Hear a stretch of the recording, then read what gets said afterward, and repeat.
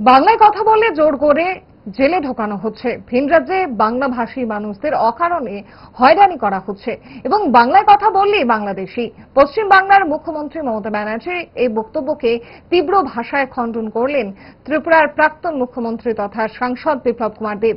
শুনুন তিনি কি বলছেন। মমতা ব্যানার্জি বলল বিমৃতি ধরেছে ওনাকে, ওনার বয়স বেশি হয়ে গেছে, বিমৃতি ধরেছে, তার জন্য এগুলো বলে।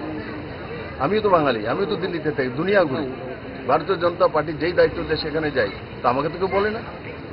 মমতা ব্যানার্জি কোথায় ঘুরে, কোন জায়গাতে যায়? ওনার পার্টি কি ন্যাশনাল পার্টি? নামকো আসতে ওনার অন্তরাষ্ট্রীয় পার্টি, তো ইন্টারন্যাশনাল পার্টি। তো এইসব কথা বলে লাভ নেই।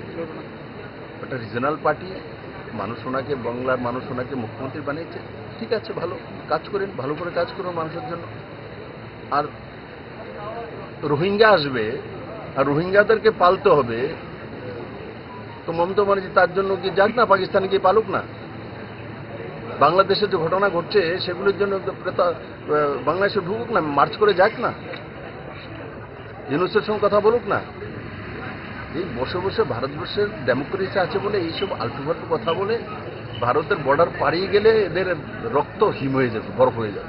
ভালোবাসা বদলায়নি, আর বদলায়নি